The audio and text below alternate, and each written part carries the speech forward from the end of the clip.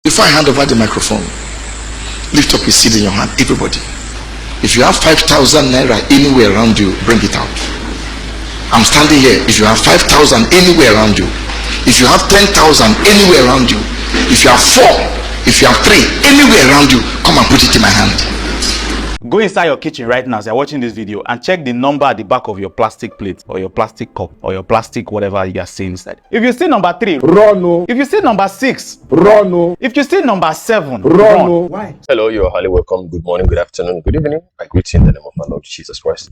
I'm going to be playing the later part of that video somewhere at the end of this video. Now, if you want to know the reasons why you have to avoid those plastic grades of plastics that he was showing you there, just be patient, or you can skip to the end of the video. You will find somewhere around the end of the video, rather, you find it there. Now, again, I want to put out a disclaimer there. Those scenes of those comic scenes were not added by me anyway. I just have to put this there because I see that some people they find it fun, to just find fault. So those were not me adding them there anyways. Well, we are going to go straight to the video that I want you to see. Now, this video will be featuring one Lawrence Achudume, the advocates. The name of his channel is The Advocates, I think. Yes. And then Apostle Lawrence Achudume. Now, Apostle Lawrence Achudume happens to be pastor I have known.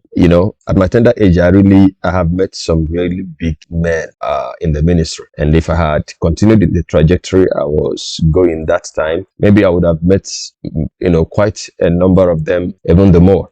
Now, so somebody actually called my attention to the video I wanted to watch. It's not something new, but actually, to me, from the man I used to know, that was a graduation to a higher level of doing. But before I show you his video, I want you, to have a taste of what I'm talking about, and then we'll go straight to what Lawrence Achudume said about how pastors are the ones destroying Christianity. Happy viewing. Please, I'd like you to share the video. If you think that our channel is blessing you, please share. Let others also get involved and watch. And I want to ask you to join the membership of this channel.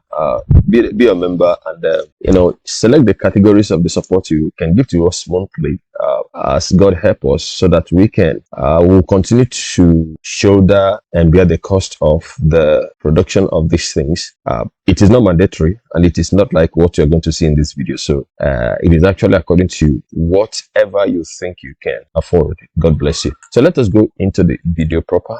Stay blessed. It is the nature of all false prophets to create a conscience where there is none, and to cause conscience to disappear where it doesn't. As our pastors are the one now destroying it. It is not in doubt that religion is the opium of the mass, and a lot of false prophets taking advantage of this to deceiving unsuspecting followers for their own benefit. In Nigeria today, magicians have taken over the house of God, and they parade themselves as prophet of God, while in actual sense, these people are all prophets of Baal. To them, Christianity starts and ends with giving, as they steal in the name of the Lord. The bigger your problem, the bigger you are told to donate. Challenge God and see if he will not offload his blessings upon you, they say. Yet, you never even feel challenge common government when they steal your money, but they tell you to challenge God. You believe them, you believe you can believe anything. Wise up upon a scam. Beware of false prophets who come to you in sheep clothing, but inwardly and ravaging wolf. That's what the Bible says. What God cannot do does not exist. It's a lie. There are billions of things God cannot do. God gave you a brain, he cannot do the thinking. For most of them, religion is nothing more than a substitute for malfunctioning brain. So that's why they remove your ability to do critical thinking and create fear around you, then say miracle to you. That fear, the key that unlocks the pocket of the rich and the poor and gullible. They tell you, even though I walk through the valley of the shadow of death, I will fear, but the Lord is with me. Yet they drive around with bulletproof cars and number of mobile police, enough to form a battalion, as they frighten you not to give to the poor woman in the village who they claim is a witch, that will take your gift to coven and tie your destiny. So rather bring it to the church so that the pastor will lay hand on it and before he gives it away. All on a job. That's 419 mentality. They would raise sword against anyone that preaches against tithe and or first fruit or taxes that they collect, even if that person is a true Christian or one of them. That's why everything to them starts and ends with donation. Let 20 people come out to give 1 million naira. After that 1 million, they go still reach 100 naira and 5 naira, stealing from both the rich and the poor. The church and pastors want money, they turn to members. But members want money, they are told to turn to God. Wise up, brethren, God is not after your money, but your salvation. For these pastors have fleeced more people of their hard-earned money and made more people poor poor and depressed that they have actually saved people. They are quick to shout Malachi 3:10, but we never point you to Deuteronomy 14:22-29, where the law of tithing was actually established and you were instructed to eat your tithe. That is why they celebrate the fraudulent, the corrupt, the wealthy than the meek and the righteous. They claim to be modern day Levi, but they forget that Levi is a tribe in Israel and yet are not a calling. So show me a Levi and I will give you my tithe. So why they not call you into Tinubu or Big Gate or Elon Musk family? Only thief masquerading as chief. Instead of a place of worship, they have turned the church into a gathering where the best of cars, clothing and materialistic things are showcased. Comic reliefs are entertained because of the hollowness and lack of godliness in these places. My God is not a poor God. No wonder more people are now questioning the existence of God. As they say, if his so-called messengers can be this carnal without repercussion, what then is the need? Some of the pastors claim to even drink tea with God and stop natural weather in foreign countries for months. Yet they no fee even stop the scorching sun that is burning people here even when light no day. Some claim to raise more people from the dead. Yet bad roads and non-availability of infrastructure is killing their church members daily. And they never feel even raise. Abi church members, they forbid to raise from the dead. Others claim to hold the key to the kingdom. But what their followers do not know is that the key to the vault, when they won't give madam and girlfriends, now they hold, not the key to the kingdom. Some even say they stop a bullet with their hand and drove cars from Lagos to Abuja without fuel. They collect money from you to build schools, yet you can't afford to send your children there because of exorbitant fee. They promise you, they ask you to invest in the heaven, but are quickly collecting their return on investment here on earth. They tell you all sorts of lies in the name of God. And rather than lead people to God, they're actually chasing people away from God, while the few credible ones in church are silent because of mob criticism. Even motivational speakers today call themselves pastors too, as more people are calling God instead of God calling them. And while they criticize politicians in the afternoon, they go to collect tithe and offering from these same politicians in the night. And why you continue to carry your own cross? I will therefore advocate until we begin to judge this so-called God of men, masquerading as men of God, so that we also will be judged. We will continue to have charlatans occupy the pulpit until they completely eradicate the gospel and replace it with their own thoughts. True religious leaders must urgently rise up and speak up if they must salvage the already bad situation. To return to higher standard of living, the church, CAN, PFN, and all other associations must abandon the so-called prophet and seek new leaders of their own choosing. The government on its own owe it a duty to the society to create sanity and must establish laws to limit the proliferation of religious centers, all in the name of winning souls, while they are actually destroying souls. If you like, insult me from now till today. It will not stop me from calling out your pastors. So let me listen to your insults on our comment section in all our social media platforms showing on your screen. And for those who share the same sentiment with me, please feel free to share. We can collectively sanitize these bads, chase this ballhead out of the yard. For if we remove tithe, offering, first fruit, and all revenue collection from most of these churches, they will fold up on their own. Remember, in prosperity teaching, preaching, only the pastor prosper, while you who is giving remains poor. So borrow yourself a brain. See you next week. You are welcome to the End Time Truth Television, the channel for the lovers of truth, for the truth of the end time. So if you are a lover of truth, give us a subscription and God bless you. Shalom.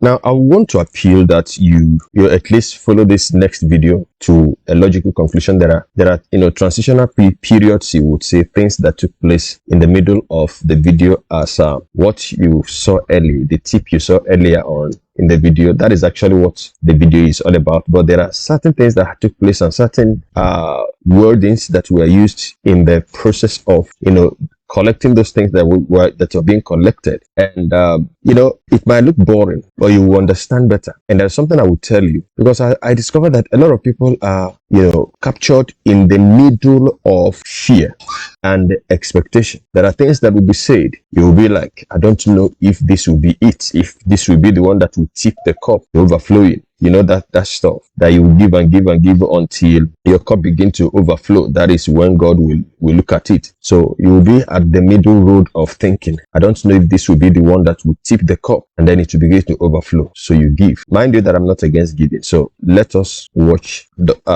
Apostle Lawrence Achudume. Hand over the microphone. Lift up your seed in your hand, everybody. If you have 5,000 naira anywhere around you, bring it out. I'm standing here. If you have 5,000 anywhere around you, if you have 10,000 anywhere around you, if you have 4, if you have 3 anywhere around you, come and put it in my hand. Bless you. You have 5,000, you have 10 anywhere around you, come and put it in my hand. If you have 3,000, quickly Come and put it in my hand. Quickly, who is coming? If you have 5, if you have 10, anywhere, if bless you, sir. Pastor bless you. If you have 5, if you have 10, if you have it anywhere around you, come and drop it in my hand. If you have 3,000, come and drop it in my hand. Come and drop it in my hand. If you have 2,000, come and drop anywhere around you. If you are outside, just open the door and come in. Come and drop it in my hand. Those that are outside who are watching, let open for them. Let them come and drop it. You have 2, you have 3, you have 4, you have 5. Anywhere around you here, come and drop it in my hand. Come and drop it. You have 2,000, quickly follow them. You have 1,000, come and bring it in my hand. Quickly. Quickly. Drop it in my hand. 2, 1, 3. Drop it in my hand.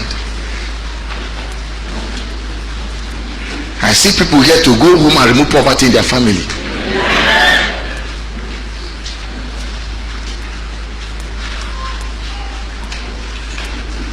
Everywhere I call over, they say, "Oh, I don't Achudume. Oh, Achudume." I missed my flight one day, and the airline said, "No way, you can't miss your flight." They put me in the next available flight. They said, "No way." They said, "No, Apostle, you must travel." And I was looking at them. You have 1,000, quickly come. Toby, have you come? Fiyi, have you come? Okay. Where is T-Boy? Has he come? He's in the children's church. Tell him to come and drop offering in my hand. Go and bring him. You have 1,000, quickly. This one's a special thing I'm doing here.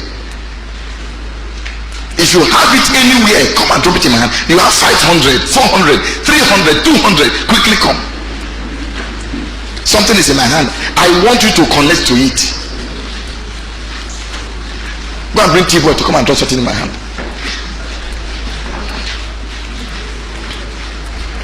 This is not the Lawrence Achudume, you know. This is somebody else doing this. Drop it in my hand.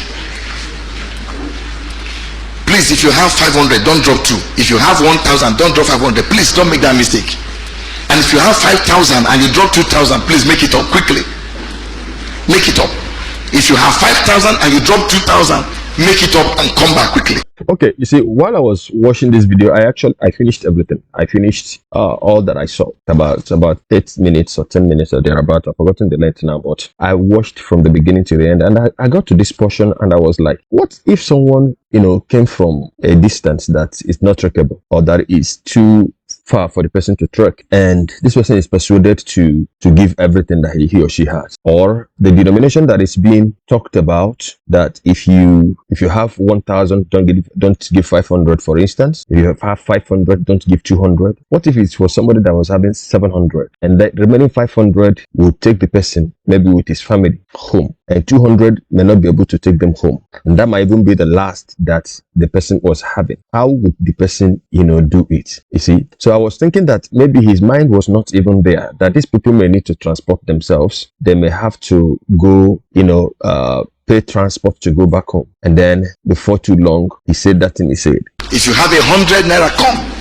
If you have not dropped anything in my hand, bring the best you have now. Come and drop it in my hand. Come. If you have not dropped, bring what you have, the best you have. If you have to trek home tonight, let it be the last time you will trek. Come and drop it in my hand.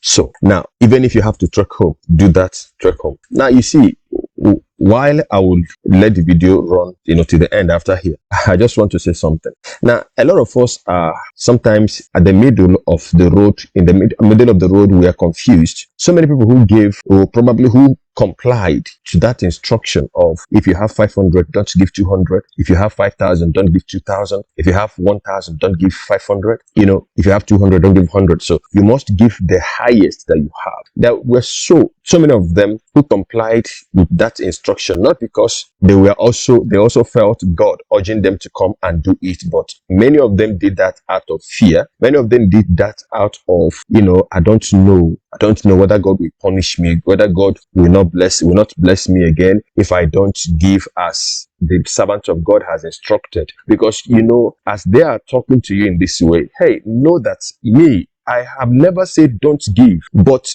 give according to the instructions in the Bible. Now, anything that runs foul of the scripture is not of the scripture, is not of God, rather.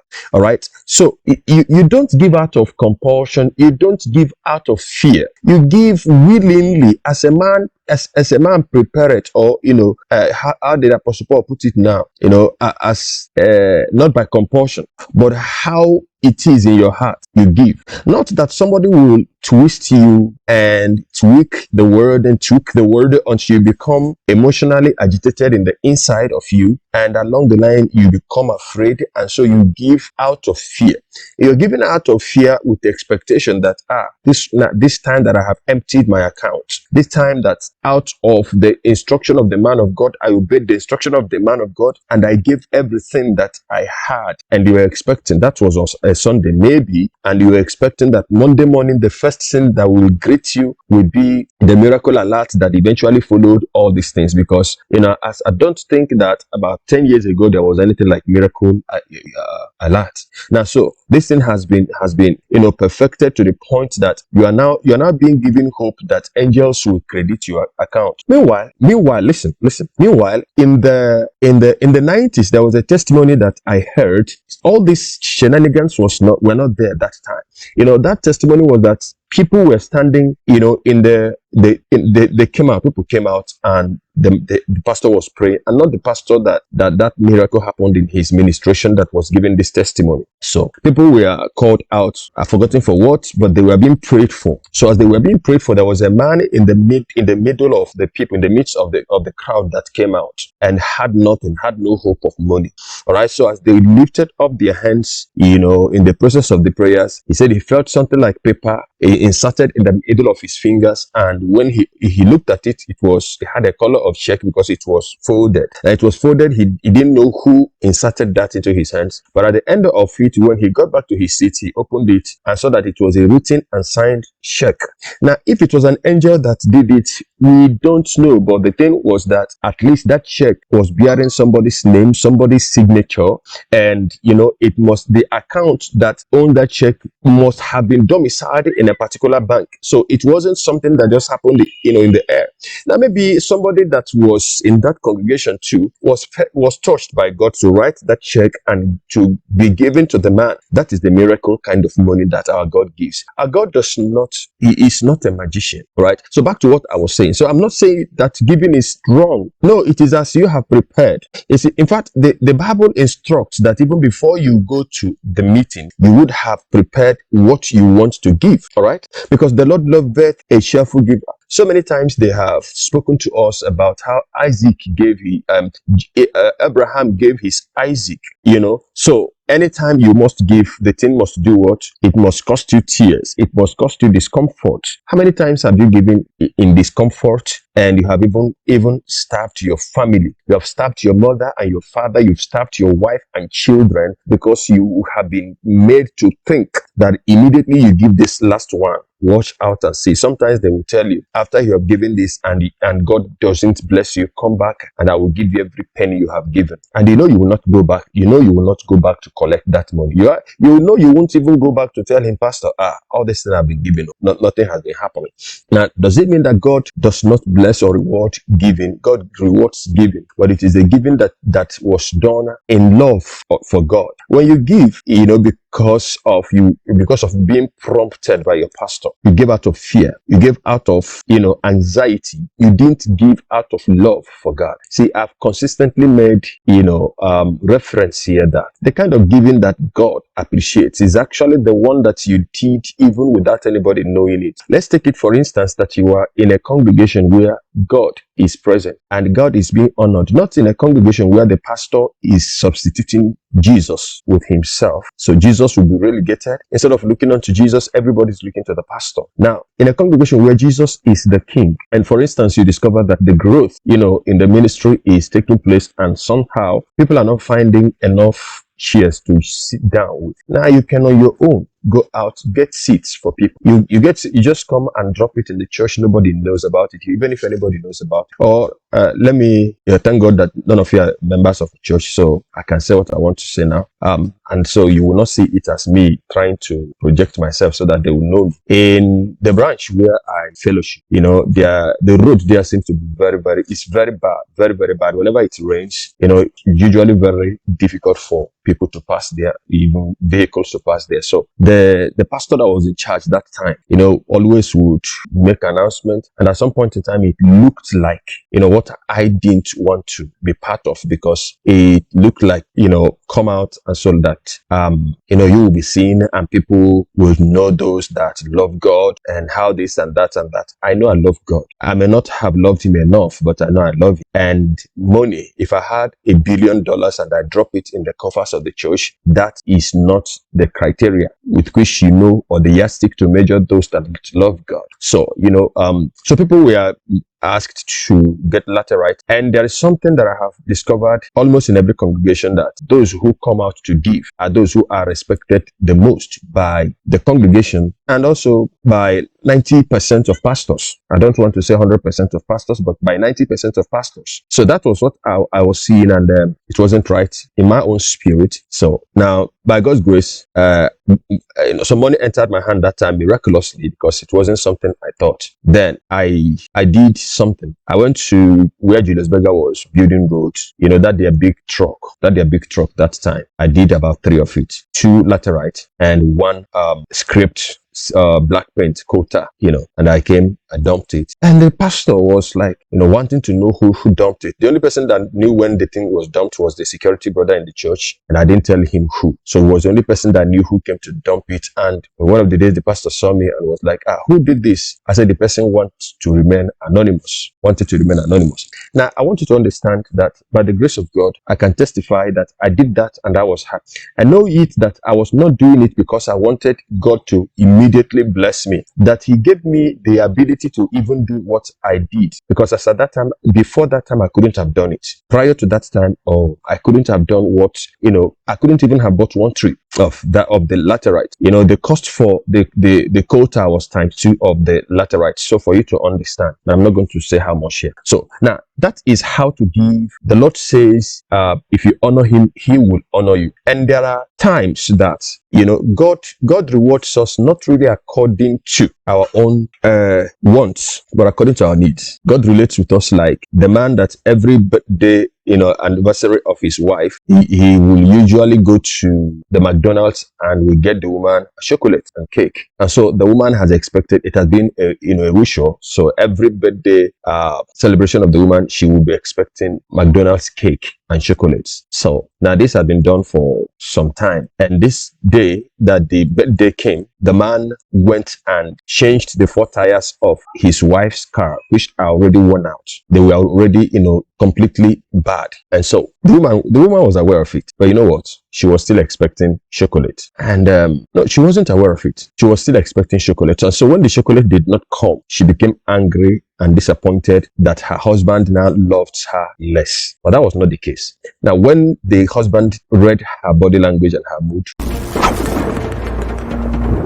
he took her to the garage where her car was parked and said to her, honey, I decided, instead of giving you chocolate this time, I changed the 4 tires of your vehicle, which were actually more expensive than the chocolate and the McDonald's cake. Now, it was better, for me to do something that will save your life than to give you a petty thing that you crave for, which is just actually your want that would not last long. Now, if these tires were not changed, you could have accidents and then I will lose you for life. So it was better that I did this that is more important in your life than the chocolate. Now, that was when the eyes of the woman opened and she understood that not really that the husband has started loving her less, but that he even loved her the more.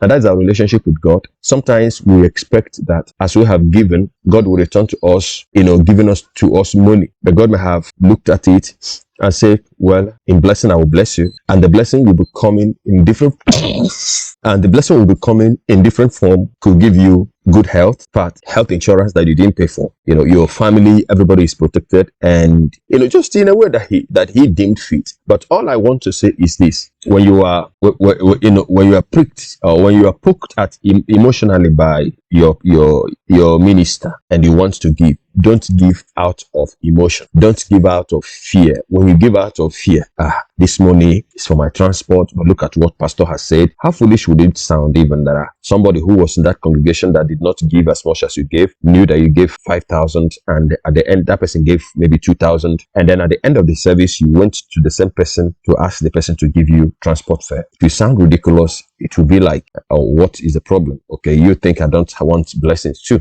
All right. So now let us not drop our brains outside of the church gates. God bless you.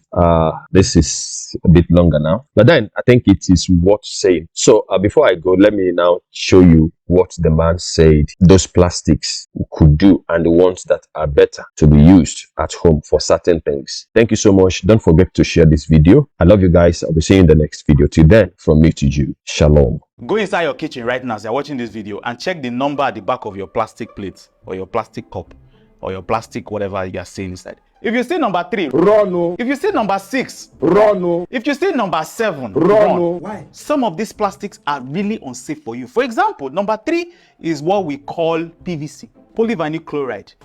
This contains phthalates that can leach into your food and scatter your hormone system. So instead of one hormone to come down, it's going up. You go to the hospital, probably don't know what's wrong with you.